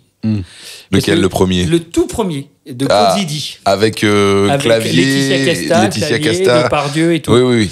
Et après, ça faisait un peu carton-pâte et tout. Mais il est pas si mal. Non, mais il est pas si mal. C'est-à-dire, on partait quand même, mais il est pas si mal. Donc après, c'est ce que je me suis dit. Je me suis dit, aussi, tu as raison, c'est en fonction de la période à laquelle tu le vois. Par exemple, Astérix aux Jeux Olympiques, on n'en parle pas beaucoup aujourd'hui, mais c'était un navet. Non, mais c'est vrai, on tombe dessus sur Canet, mais et lui, il avait tout le monde. Il avait Poulvord, il avait machin, etc. C'est un nanar. Il y avait Zidane dedans, je crois. Il y avait Zidane. Ouais. Il y a le seul passage Jamel. qui est drôle, c'est le passage avec Delon. Parce que Delon qui fait César, qui parle lui-même à la troisième personne. Mais non, il y en a eu. Celui en Grande-Bretagne, là, Astérix chez les Bretons. Ah oui, avec Danny Boone dedans. Bah, c'était un nanar. Non, mais c'est vrai. Tu vois, ce que je veux dire, c'est que depuis, il y a eu Chabat, et puis après, on a l'impression que. Donc là, c'est pour ça, Jonathan Cohen, je lui souhaite bon courage. Ouais, Voilà. bon courage. Ouais. Franchement, c'est quand même un bon cadeau empoisonné, ce truc d'Astérix. Moi, ça fait peur, quoi. Ouais. Mais bon, en tout cas, t'es content d'avoir participé à ce truc-là. Omar Sy en poissonnier, bravo. Arrête. Non, Parce que moi, j'avoue, je l'ai pas vu. j'ai bien aimé le premier degré dans le regard, tu vois. Ah, merde. Tu parlais de ta femme, justement, et de tes enfants. Moi, je me posais la question, j'ai toujours du mal à parler de ma vie privée sur les réseaux. Toi, j'ai l'impression que c'est un truc qui te fait moins peur. Ouais. Oui, c'est peut-être pas bien. Il y a, je pense que j'ai un côté comme ça. C'est comment elle s'appelle en plus. J'étais pas fan d'elle. Il y avait une écrivain comme ça qui parlait de toute sa vie et tout, dont on se fout souvent la plupart du temps, et ils ont raison. Mais c'est qu'en fait, elles m'ont tellement soutenu, elles me portent tellement que parfois je les intègre dans ce tourbillon. Alors au début, non, et parfois Pauline, ma femme, elle me disait arrête, tu me fais chier et tout. Et puis de temps en temps, je sais pas, c'est pour leur dire qu'en fait, tu sais, c'est un peu comme quand tu dis, vous savez, il y a toute une équipe derrière moi. Et je monte l'équipe et je sais pas, c'est par vanité à la con peut-être, parce que je trouve ma femme belle et je trouve ma fille belle, alors je me dis par fierté. Par fierté. Ouais, c'est de la vanité mal placée certainement. Je me dis moi je suis petit gros, j'ai fait une jolie petite fille, j'ai une femme belle, alors je le montre. Ouais, c'est peut-être un peu con. Bah non, c'est tout à fait louable, je pense. Mais non, mais oui, c'est vrai, certainement. Moi, c'est vrai que j'ai vraiment énormément de mal à parler de ma vie privée sur les réseaux. Je pense que c'est toi qui est dans le vrai. Je sais pas, c'est un choix mais comme un autre. C'est vrai. J'ai toujours peur que ça me retombe dessus, tu vois. Ilias, qui est un ami que je connais depuis maintenant plus de 10 ans, il sait que je fais vraiment la part des choses et que je montre rien de ma vie privée. Et je sais pas, j'ai un peu cette angoisse que ça retombe sur mes proches, ou que tu vois, j'ai un peu ça, quoi. Donc alors pour tout te dire, nous une fois on a eu ça avec ma femme. J'étais pas là, moi j'étais en tournée et quelqu'un m'envoie le cul de ma femme.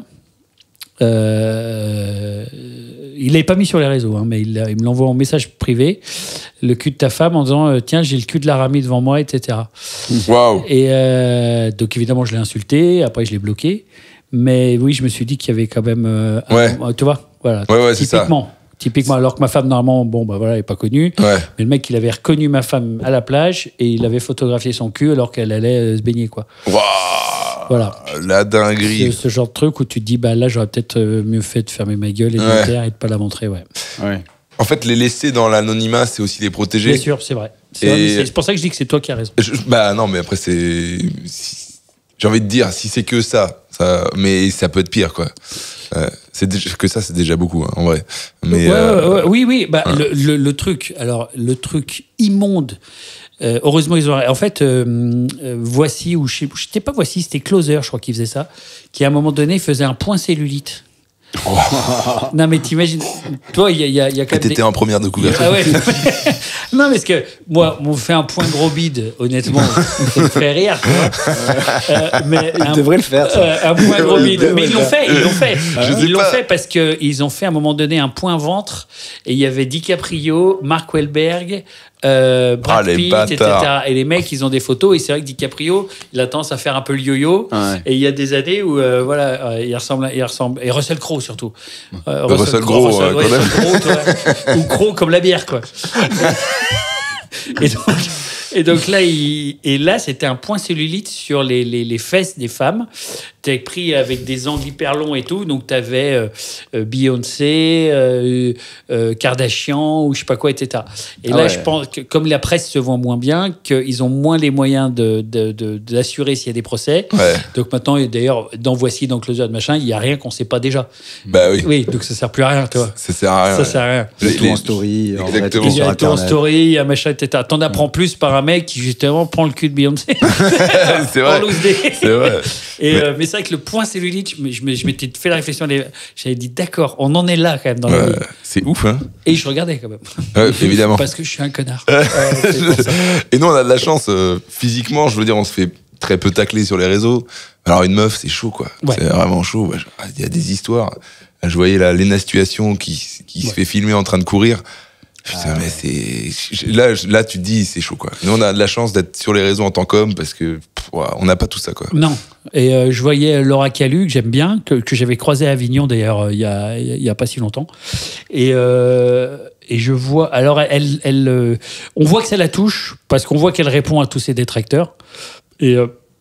Donc après, elle s'en amuse, elle les prend, même maintenant, elle monte leur tête, elle n'a pas tort. Elle a pas tort, c'est ce que je dis, elle n'a pas tort. Il y en a qui vont appeler ça de la délation. Moi, je dis, elle n'a pas tort. La délation, c'est le mec qui arrive et qui dit des horreurs et qui se casse, quoi. Les juifs sont là-bas. Ça, c'est ça, la délation. Oui, c'est ça, c'est juste.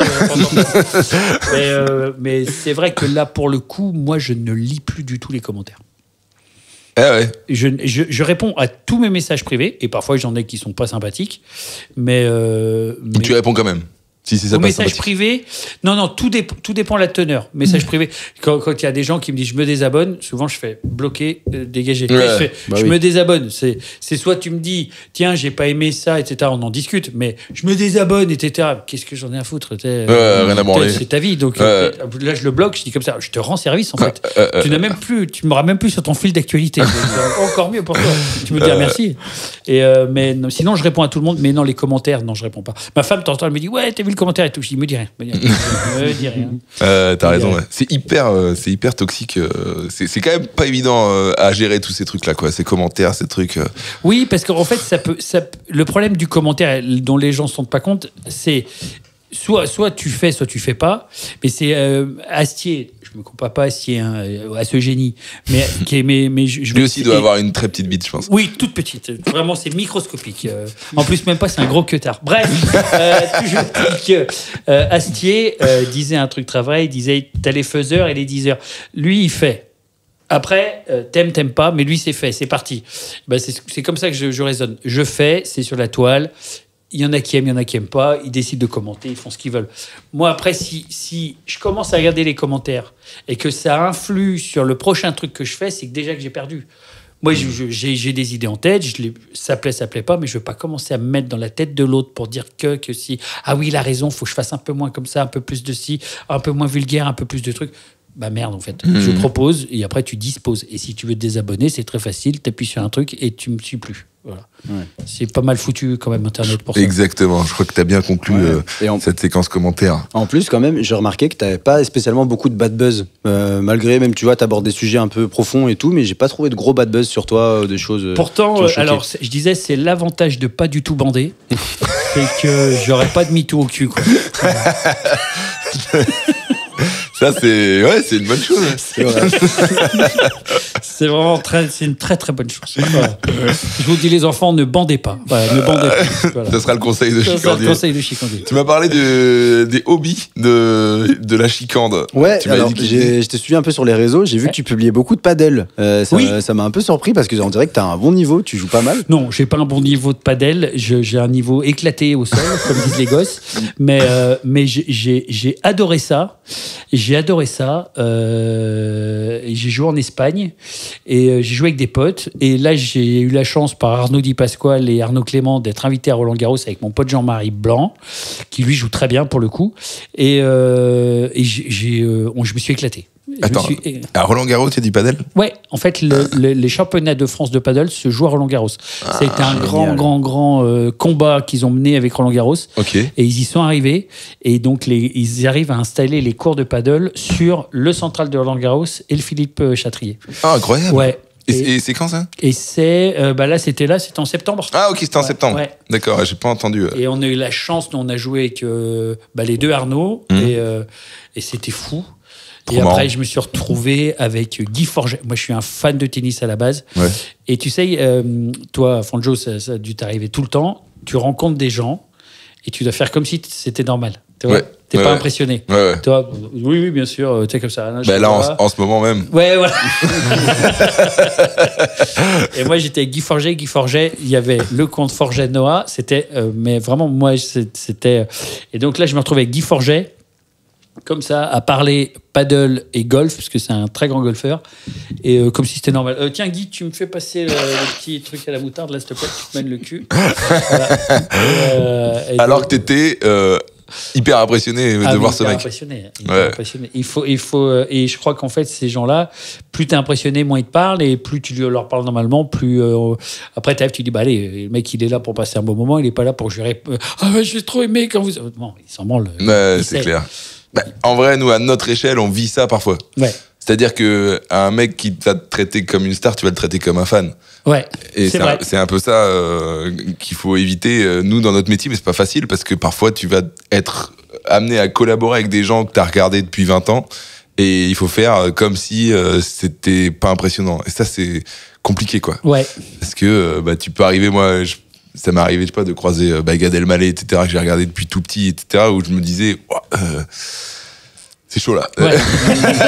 Et même Jamel et tout, c'est quand même compliqué de garder sa contenance et de pas bégayer, quoi. Ouais, je suis totalement d'accord. Et il faut à la fois garder sa contenance, pas bégayer, être normal et pas non plus faire le faux mec distant parce qu'il le voit aussi. En fait, c'est des gens, ils ont tellement l'habitude de voir du monde. Ils connaissent toutes les réactions. D'ailleurs, souvent, je trouve qu'ils ont une sensibilité à l'âme humaine qui est exacerbée, parce qu'ils ont vu toutes les situations. Eux, ils se sont fait traiter comme des connards au tout début, ils ont été humiliés, ils sont passés à un truc de star, donc ils savent très bien reconnaître le mec qui, au fond, qui fait semblant de balayer ou semblant de faire quoi que ce soit pour regarder, pour avoir son... Ils savent tout. Donc, en fait, plus t'es naturel, plus t'es normal, plus ça se passe bien, quoi. Ouais, c'est vrai. Ouais. Et tu vois aussi le mec qui en fait trop dans l'autre sens. Oui. Ouais. Ça se voit aussi. Donc, il faut rester naturel et ça, c'est pas évident, quoi. Oui, t'as toujours un groupe où t'as un mec qui est comme ça. Et en fait, tu sens qu'il t'aime bien, mais lui, il veut faire le connard qui t'aime pas. Qui t'aime pas. Et il en fait trop, en fait. Et là, il fait comme ça. Ouais, j'ai pas aimé ton truc là que t'as fait la dernière fois sur. Pardon, bonjour. Ouais, bonjour. Et à la fin, tu sais que c'est lui qui va venir te voir le plus. Ouais. En disant, mais en fait, je t'adore, je peux avoir une photo. Ouais, on est d'accord. Dur. Il y a quand même des stars où vous arriveriez pas à rester normal. Par exemple, un Zidane, un Eminem. Il y a des mecs vraiment. Alors moi, Zidane, je peux le voir là. Vraiment, je serais très content de le voir, mais comme j'ai jamais été foot, ça me ferait vraiment rien. En revanche, t'as DiCaprio dans la pièce. C'est comme si t'avais un ours, tu vois. Je crois qu'il faut pas bouger. C'est marrant, j'aurais cité la même personne. C'est vrai. DiCaprio. Ouais, c'est un monstre, quoi. Ouais. En fait, tu dis un monstre de talent, t'aimes ou t'aimes pas, mais moi, c'est un mec qui a fait des trucs de fou, quoi. Ouais, et puis DiCaprio, il a une sorte d'intelligence dans le regard. Alors lui, tu vois direct ce que ça vit. J'ai une anecdote sur DiCaprio dans le sens où je suis pote avec Philippe Lelouch et Gilles Lelouch est pote avec Canet, comme tout le monde sait, et ils sont allés chez DiCaprio à Malibu, etc. Et il n'a pas de vie, DiCaprio. Il ne peut pas avoir de vie. Il ne peut pas sortir de chez lui. Pour ça qu'il a toujours une casquette comme ça et qu'on ne voit pas ses yeux, parce qu'il dit, en fait, il ne faut pas qu'on reconnaisse mes yeux, parce que dès qu'on reconnaît un demi-truc de ses yeux, il y a une émeute. Et donc, c'est des gens qui ont tellement tout vu, tout connu, et ils ont connu les stars. T'imagines que DiCaprio, il est pote avec Nicholson, avec De Niro, avec Al Pacino. Il est même reconnu parmi les plus grands, comme le plus grand. Enfin, c'est la vedette numéro 1 au monde en acteur de cinéma. Il n'a pas fait, je crois, une seule daube. Si tu regardes bien sa filmographie, il n'y a pas un film. Tu peux dire, j'ai un peu moins aimé, mais tu peux pas dire, il a fait une grosse daube. Son dernier, Spielberg, il allait le voir 3 fois de suite en disant, c'est quoi ce mec? Et pourtant, il avait vu toute sa filmo. Donc oui, c'est un mec, tu sais, c'est comme, je sais pas, moi j'ai vu comme ça Nicholson une fois à la plage, de dos. Le mec était charismatique de dos. Tu vois, le mec, il t'impressionne de dos. Et ben, je pense que DiCaprio, ça serait vrai. Comme à l'époque, si j'avais vu Belmondo, quoi. Est-ce que t'as vérifié sa cellulite j'aurais. Est-ce que t'as vérifié la cellulite de Nicholson? Ouais, j'aurais fait comme ça. Ouais, oh, dis donc, mollo. Hein. Non, mais en plus, je l'ai vu, il était arrivé à Cannes, il était tout que, c'est tout. Ah ouais. Ouais, j'avoue, Caprio, ça doit être un délire d'être dans la vie de Caprio. Et mais j'ai entendu dire, je sais pas si c'est vrai qu'il était assez dépressif. Tu peux pas être autrement. Ouais. T'imagines, il y a Johnny Hallyday, il adorait aller faire les supermarchés à Los Angeles parce qu'il était pas reconnu.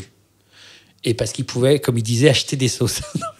Vous avez pas vu une interview de Johnny Hallyday qui est merveilleuse où il explique comment il achète les sauces. Genre le ketchup. Non, mais oui, mais tu sais, aux États-Unis, il y a pas qu'une sauce. Oui, c'est vrai. Il y a la sauce barbecue-ci, nana, avec des. Et donc, il achetait des sauces pour ces trucs, etc. Et personne ne le reconnaissait. Et ça, c'était le luxe ultime. DiCaprio, où est-ce qu'il est pas reconnu? Il va au milieu de l'Afrique, il est reconnu. Il va au Népal, au Tibet, il est reconnu. Il va en Suisse, il n'y a pas un seul endroit sur cette putain de planète où il est pas reconnu. Faudrait un truc où les gens sont coupés du monde, une tribu. En vrai, c'est ça. Peut-être faudrait l'envoyer sur Mars. Peut-être qu'il dirait oui, moi j'y vais. Ouais. Et là sur Mars, ça des Martiens, ils vont comme ça. Hey DiCaprio Titanic. Titanic. Oui, parce que le temps que ça arrive là-bas. Titanic. Non mais j'en ai fait d'autres. Non mais c'est. Moi je les envie pas ces gens-là. Moi non plus. Alors non, surtout je l'ai dit la dernière fois, j'ai dit. Alors, ça, c'est bon, ça risque pas d'arriver ni par mon jeu d'acteur, ni par ma beauté, mais si tu me disais, je veux te donner un sort, je te donne la vie de DiCaprio. Je ne la prends pas. Ouais. Je ne la prends pas.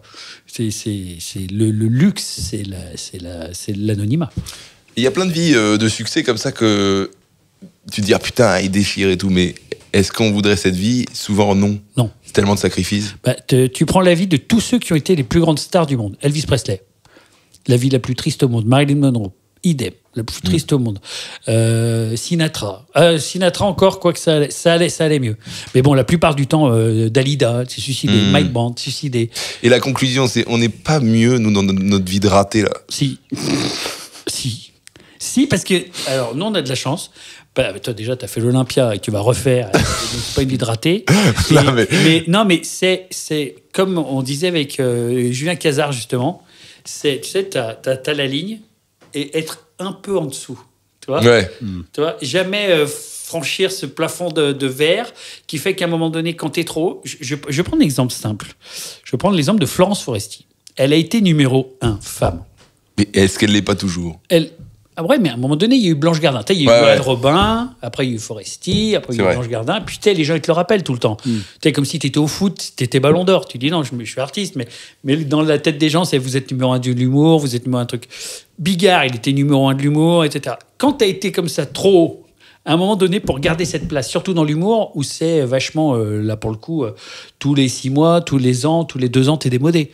Donc c'est un truc où tu te dis, putain, t'es un peu en dessous.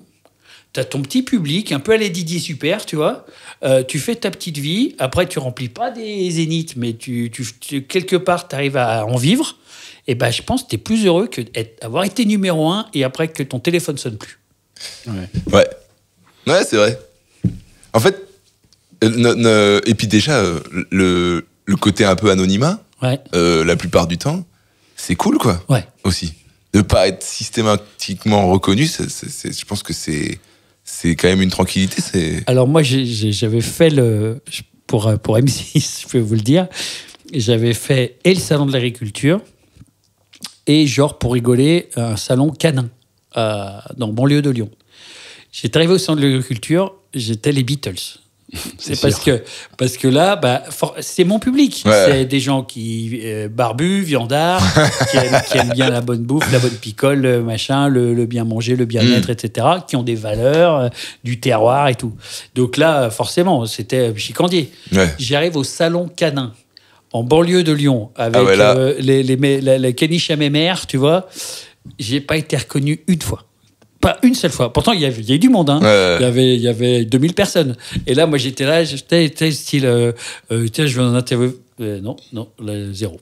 Voilà, donc moi, je sais où je dois aller pour vraiment avoir... Pour être sûr de ne pas être reconnu. Voilà. Ah, moi, je vais en chicha, moi.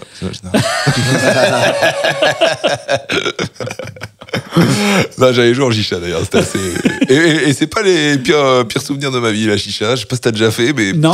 Ouais, j'avais joué au XS, je me rappelle, à Paris. J'avais passé un bon moment. Tu vois. Ouais? Ouais, je trouve qu'on a des mauvais a priori sur les chichas. Non, mais alors j'ai jamais fait. J'ai jamais fait de stand-up. Ouais. Et j'ai jamais fait de comedy club. Attends, t'as jamais fait de stand-up, mais t'es sur scène, Ouais, mais j'ai fait des spectacles. tu fais des personnages. Ouais. Ok, d'accord. Et Je pensais que tu faisais j'ai un peu jamais stand-up. pris un jour, on en avait parlé avec Madénian, il m'a dit je te ferai venir au Paname et tout. Mais bon, c'était à l'époque où j'étais alcoolique, alors il m'avait fait venir à un festival aussi, mais je m'étais pas réveillé tellement j'étais bourré. Ah putain. Donc après il avait dû se dire bon, on va attendre. on va attendre un peu. Tu parlais de Matou, c'est vrai que c'est ton co-auteur avec qui tu m'as dit que t'allais peut-être refaire un spectacle. Ouais, on va refaire un spectacle qui s'appelle Interdit au public. Interdit au public. Ouais. D'accord. Ouais. Et on veut même faire un truc marrant, c'est qu'on veut faire 2 exceptionnels à Paris qui soient interdits aux Parisiens. Ah.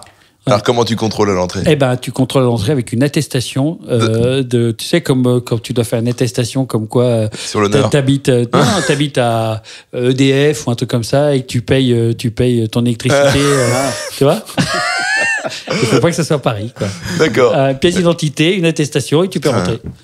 Comme ça, au moins, si tu remplis pas, tu dis c'était interdit au public. C'est Ouais, pas mal comme. on s'est dit ça, c'est une marade, tu vois. Ouais, c'est marrant. Et puis, marketingment parlant, ça peut fonctionner. C'est rigolo. Ouais, c'est rigolo. Ouais, non, parce qu'en fait, j'ai pris tellement de fours l'année dernière avec le public des bobos parisiens parce que moi, je voulais faire un spectacle tellement vulgaire que je voulais que ça se transforme en poésie. Tu sais, en se disant, mais j'y suis pas arrivé. C'était totalement loupé. Et je commençais en disant Libération attitrée, Bigard à côté, c'est Jean d'Ormesson. Ah ouais, d'accord. Et en fait, les gens se levaient, se barraient. Et c'était loupé, quoi. Mon spectacle était pas mal. Et quand je le jouais en province, ça se passait très bien. Parce que tu appuies sur les leviers aussi que tu connais pour que ça se passe bien. Et puis là, quand je jouais à Paris, j'ai perdu tous mes moyens. Donc, plus ça allait, plus je buvais, plus j'étais mauvais, plus j'étais vulgaire. Tu parles souvent de Bigard, t'avais fait ses premières parties. Ouais, bien sûr, que j'adore, Jean-Marie. Ouais, mais comment t'en arrives à faire la première partie de Bigard? Jean-Marie, il a ce truc-là, quand il regarde dans les yeux, il t'aime tout de suite, ou voilà, ou pas. Ou pas. Mais c'est un cœur quand même énorme, Jean-Marie, et il m'avait vu, et il m'avait dit, toi, tu feras ma première partie à Fréjus, et c'était devant 5000, un peu plus de 5000 personnes. Et mais là, j'avais compris le métier, parce que j'avais fait ce que j'avais à faire, ce que j'avais pu. Et je m'en étais pas si mal sorti parce que j'avais eu un bon article dans le Midi Libre le lendemain, donc j'étais content. C'était au Zénith. Et c'était dans les arènes de Fréjus. Et il faut savoir que donc t'arrives en première partie, les gens sont en train de se placer, ils t'écoutent pas, c'est la merde. C'est la merde, ils sont pas venus pour toi. Et c'est horrible. Et on était 3. Moi j'étais ce qu'ils appellent en sandwich au milieu, c'est-à-dire que le premier il est sûr d'assurer, le deuxième s'il est mauvais on s'en fout, et le troisième il est sûr de chauffer la salle. Donc moi j'arrivais en deuxième, et je me souviens il y avait ma femme qui était là. Et j'ai fini mon truc, Bigard fait un. À la fin, je remercie Jean-Marie et tout. Et ma femme me dit j'ai faim, moi aussi. On était sur le parking du Burger King. On était tous deux dans la bagnole. À l'époque, je sais plus ce que j'avais genre une 306 ou je sais pas quoi.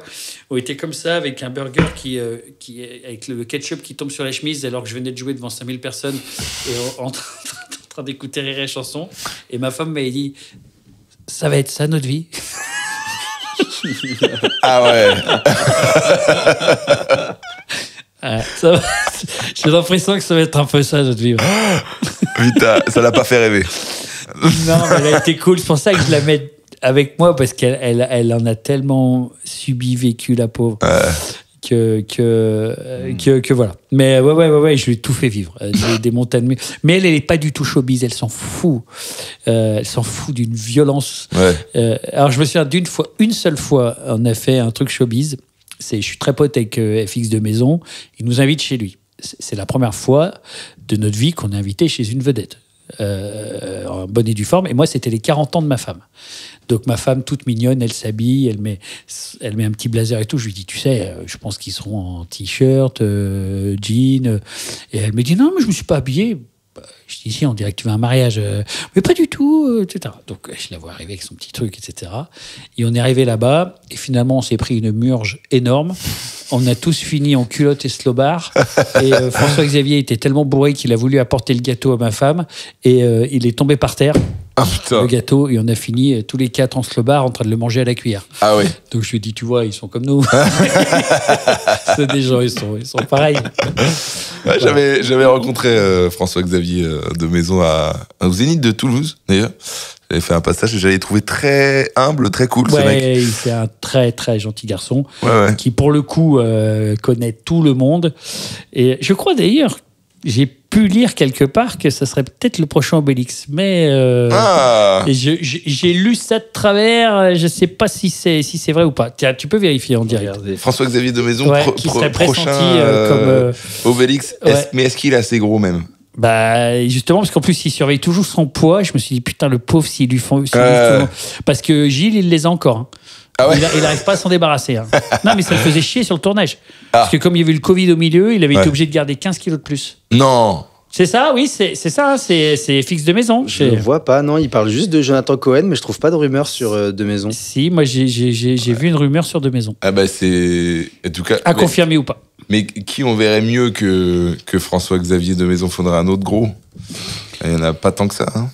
Et Artus, peut-être. Artus. Mais il a trop maigri. Non, mais là, il a grossi. Ah ouais? Oui, il a... Non, mais en plus, ça me fait rire. J'adore Artus, nous, on s'entend bien. Et on avait fait une émission ensemble avec Artus, l'art de vivre. Et à l'époque, il avait vraiment séché. Ouais. Et en plus, il a arrêté de boire, Artus. Mais c'est là que je me suis dit, c'est comme ça. Tu sais, quand le corps a de la mémoire. Ouais. Et quand tu maigris comme ça, t'essayes, et il suffit que tu tombes sur un bon gâteau, un bon truc, tu commences à te remettre dedans et ton corps il fait comme avec les addictions, quoi. Il te le rappelle et c'est dur. Quand t'as été gros, c'est facile de maigrir, mais c'est très difficile de rester maigre. Ah, c'est quand même compliqué de maigrir, non? Non, c'est assez facile. Tu dis pas en 6 mois, je bouffe rien, je m'enferme. Mais après, quand t'arrives à ton seuil comme ça, où t'as l'œil fou injecté de bouffe, et là tu commences à bouffer un peu, et le lendemain t'arrives sur la balance, tu vois que t'as pris 1,5 kg, tu fais putain parce que j'ai mangé une fondue. Et bah, 3 jours après, tu fais merde. Putain, va te faire la plus grande raclette du monde. Merde, et bah, je prends 40 kilos et je t'emmerde. Ouais, moi je pense que Artus prochain Obélix, je pense. Ça pourrait être. Ah non, il pourrait. Et puis alors, c'est un très bon acteur aussi. Ouais, il est très fort, Artus. J'avais fait sa première partie à l'époque. Faut pas trop lui dire, parce qu'après il prend un melon. Vaut mieux lui dire, écoute, oui, pas mauvais, oui. T'as un petit truc en plus, oui, t'as fait 2 millions, 12. Ouais.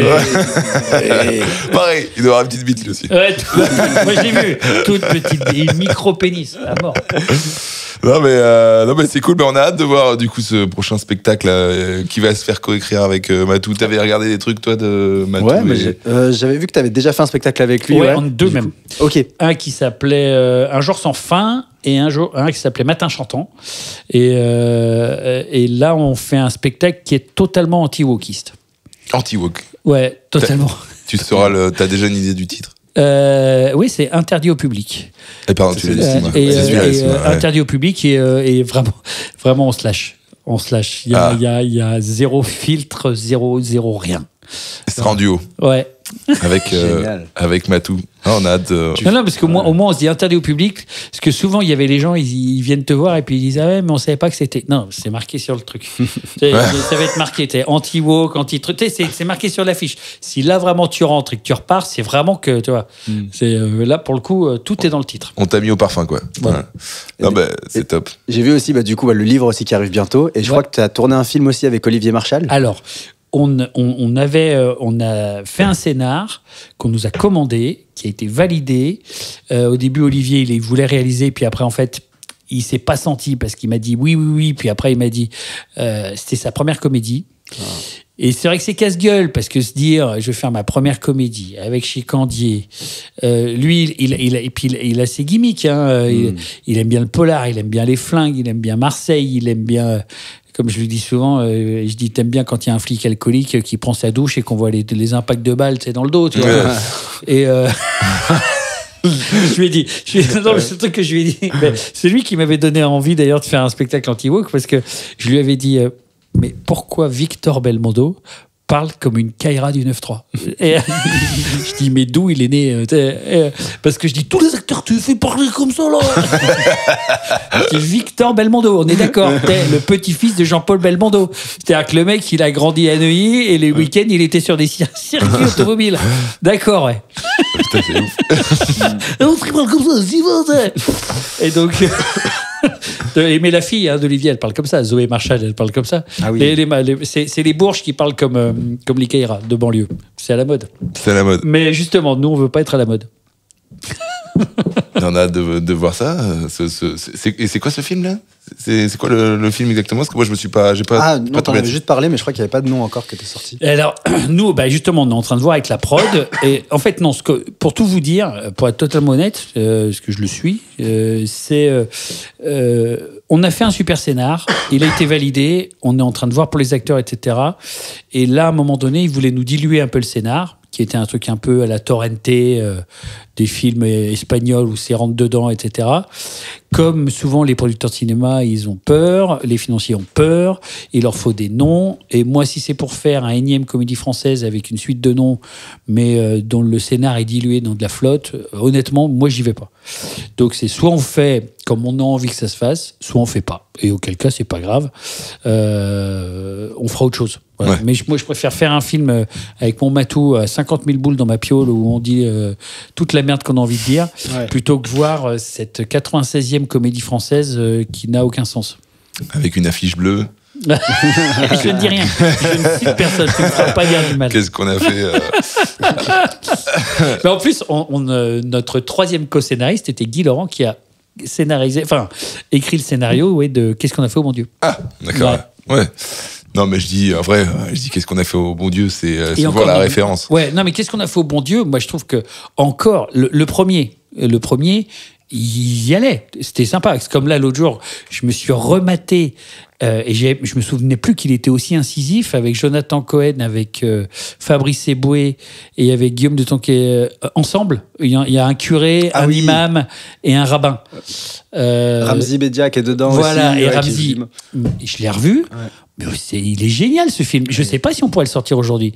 Ouais. Avec en plus le rabbin qui est cocaïnomane. Oh putain, délire. Je l'ai pas vu, tu l'as vu toi? Ouais, je l'ai vu, il est très marrant. Et ils vont loin, hein, dans l'invective, dans je t'en mets dans la gueule, dans tout ça. Et ben ça, voilà, ça c'était une bonne comédie. Voilà. Nous, on aimerait bien faire un truc dans ce truc-là. Après, je veux pas que ça soit dilué en me disant non, mais ça va pas plaire au truc, ça machin. Et il y a trop de ça en ce moment et je trouve qu'on en meurt. Donc j'ai pas envie, en tout cas, de participer à ça. Si c'est pour faire ça, j'en serai pas. Voilà. Eh ben, c'est très clair. C'est très sage de ta part. Ça conclut bien ce petit moment où on voit que tu préfères être authentique mais pas commercial. Voilà.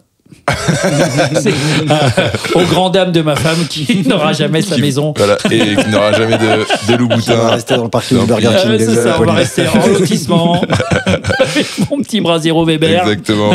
Ta femme qu'on embrasse d'ailleurs. Quand j'embrasse Mara Miraz. Exactement.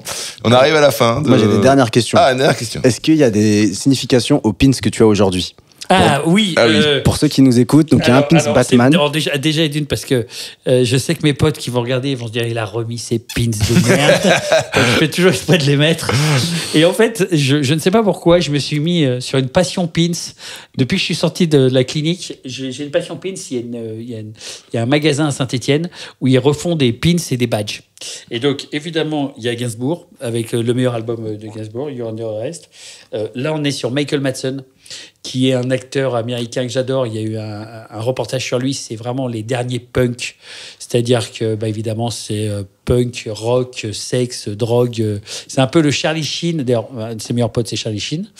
Il y a évidemment la Belgique, parce que le premier film dans lequel j'ai joué, c'est un film franco-belge qui s'appelle Music Hall. Et donc, c'est le Mannequin Peace. Et Batman, parce que c'est l'univers Tim Burton. Voilà. Et parfois, j'ai l'impression d'être un petit peu le Batman de l'humour. Pas du tout. Cette punchline n'avait aucun intérêt. Tu mets tout le temps tes pimps comme ça quand tu veux te faire filmer? De plus en plus, parce que je sais qu'il y a Matou qui va regarder ça et qui va faire oh putain, il a mis ses pimps. Merde. Voilà, c'est pour faire chier Matou en fait. Et ma femme, parce qu'elle les déteste. Et ma fille qui les déteste aussi. En tout cas, merci d'avoir expliqué. C'est vrai que. Mais au final, on n'a pas toute l'explication de Batman. Non, Batman, c'est parce que c'était le premier de 91 qui est sorti avec Tim Burton et Jack Nicholson. Ah oui. Et c'était à l'époque où on faisait des blockbusters, tu vois, t'arrivais, c'était le cinéma popcorn. Il n'y avait pas de Jim Carrey dans celui-ci? Oh, c'était putain, un autre. Mais t'es malade ou quoi? Il y en avait un avec Toi, Jim Carrey. Mais oui, mais ça c'est le Batman Forever. Ah oui, c'est le numéro 3. Ah oui. Qui n'est pas du tout de Tim Burton. Ah, ok. Ouais, ça a été le premier nanar, justement. Parce qu'après, il y a eu le 4 avec Arnold Schwarzenegger. Ah oui. Où il faisait Freezer. Ouais. Et là, c'était même carrément George Clooney qui faisait Batman, qui a dit à la fin, je m'excuse. C'est vrai. Ouais, de base, c'était un flop, Batman. Ouais. Avant, du coup, Nolan. Et il l'a tellement mal joué qu'il s'est excusé. Ah ouais. Et celui avec Jim Carrey, c'était Val Kilmer. Ah oui, ouais. Putain, ça remonte, hein. Ouais, et oui. Ouais, ça regarde de loin. C'est ma génération. Tu vois, c'est pour la pop culture. Voilà. Ouais. C'est mon côté pop culture. Ah, mais c'est bien, on va parler aux gens qui sont un peu plus... voilà. Un peu plus âgés. Moi, j'avoue, j'ai commencé les Batman avec le Batman Begins, là. Ah bah, c'est le meilleur. En vrai, ouais. Ah ouais, c'est le meilleur? Christian Bale, ouais. Ouais, moi, j'ai adoré. Bah oui, c'est Christopher Nolan. Donc là, là c'est... Ça, c'est ouf. Ouais. Quand il a repris la firme, là, tout le monde s'est dit, bon, bah, il a tué le jeu. Ouais. Non, bah c'est cool. Bah, belle synthèse, du coup, de revenir sur Batman. Ça représente un peu ton côté punk, ton côté rétro. C'est ça. Punk rétro. Exactement. C'est exactement ça. Une actu, un truc à nous dire? Où est-ce qu'on peut te retrouver rapidement, le plus vite possible? Non. Pour l'instant, non. En écriture? Je suis en écriture de mon bouquin, ça c'est sûr. Et donc là, je vais m'enfermer. Et ma femme veut me mettre à la diète parce que... C'est vrai? Ouais. Et t'as maigri de ouf, déjà? Ouais, non, mais là, elle veut que je reparte 15... Parce qu'en fait, elle s'est rendue compte que j'allais retirer en douce quand j'étais à Paris parce que je ne veux pas lui montrer les saloperies que je bouffe. Elle check les comptes bancaires. Parce qu'elle check tout. Et donc, si elle voit passer des... Moi, j'adore les Sundays et les milkshakes du McDo. Et donc, comme je suis toujours quartier où il y en a un, donc je bouffe des crêpes, des Sundays, des machins. En plus, je suis diabétique. Donc là, elle me dit, tu vas être dans ta piole, tu vas écrire ton putain de bouquin et elle va me faire passer du boulgour sous la porte. Et au pire, elle t'enlève la carte bancaire. Hein. Oui. Ou si elle me dit interdit de sexe, hein, je dirais, je bouffe ce que tu veux. Ok, d'accord. Donc, écriture pendant une petite année, quoi. 2 mois et demi non-stop. 2 mois et demi non-stop. Ouais. Pour le spectacle et... Pour le spectacle et le bouquin, parce qu'il faut que je rende tout avant le 30 novembre. Eh ben, voilà. Ça en fait du travail. Eh oui. Eh ben, écoute, on a hâte de suivre ça, tes nouvelles aventures dans peu de temps. Merci beaucoup. Eh bien voilà, moi je suis en spectacle à Paris pendant encore un an. Dernière date, le 30 avril, au Grand Rex. J'espère que tu pourras venir. Ah, ça fait plaisir. Je viendrai. Eh ben écoute, j'espère bien. Et puis ce podcast est disponible donc tous les mois. Voilà, donc un podcast qui est pas quantitatif mais qualitatif. Voilà. C'est ce que j'aime dire. Ou autrement dit, je suis un peu feignant. Et donc, du coup, j'en fais un par mois. Ilias, un truc à dire? Ouais, n'hésitez pas à liker, commenter, partager. Nous, ça nous fait plaisir. Vraiment, les commentaires, on les lit quasiment tous. Donc, n'hésitez pas à mettre. Si vous avez des idées d'invités, aussi bons que Chicandier, ça nous ferait vraiment plaisir. N'hésitez pas aussi à nous partager ça. Et retrouvez-nous, du coup, le mois prochain, avec grand plaisir. Ouais, ce sera La Pajon, le prochain épisode. Ah, ma copine. Ouais, ça fait plaisir. Merci à tous. Et puis au mois prochain. Bisous. Salut!